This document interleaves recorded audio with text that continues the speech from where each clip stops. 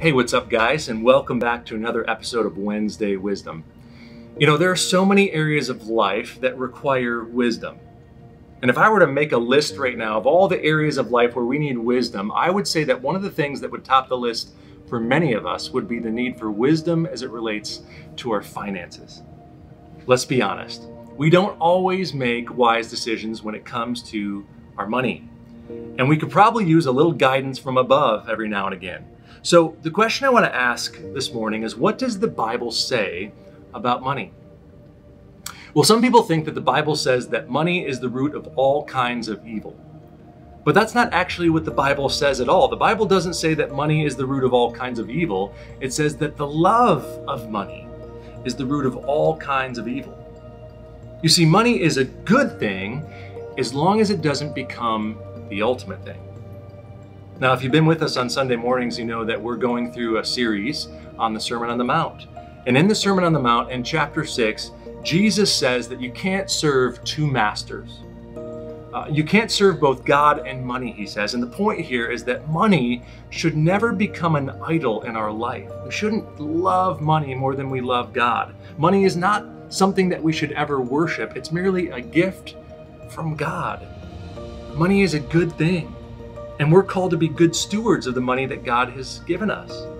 In fact, the book of Proverbs, it encourages us to work hard to acquire money. Laboring to make an honest wage is a virtuous thing in the Bible. However, what often leads to trouble is then what we do with money once we get it. Notice what it says in Proverbs chapter 11, verse 4.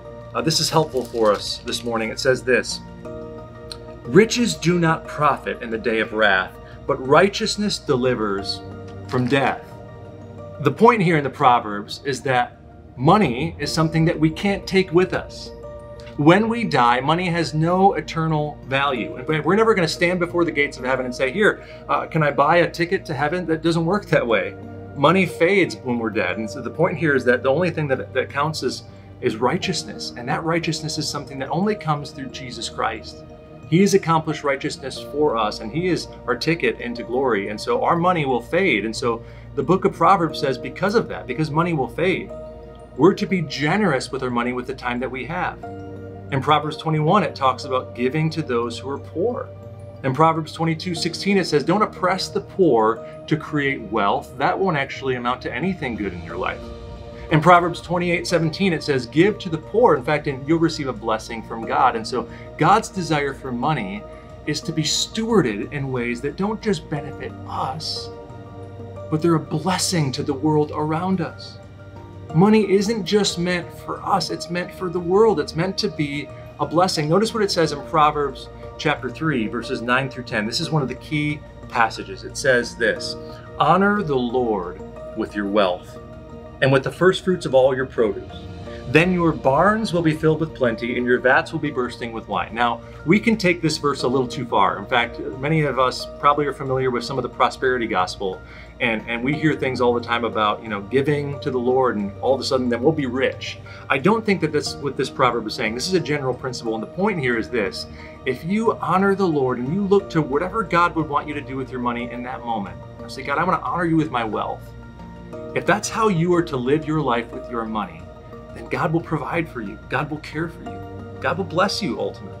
In fact, not only just in this life, but I think even more this verse applies toward the age to come. We know that if we spend our money wisely now and we acquire, we use it in the right ways, helping the poor and helping those who are needy, we build up treasures in heaven. And so this is the point that the Proverbs are telling us, is that we all have money. We all acquire money through work or various other things, but what we do with our money is really what matters. We can't take it with us. It won't last forever. So during this short, fleeting time that we have on earth, how can we honor God with our wealth? Well, we do it by blessing the world around us. And when we do that, God will bless us.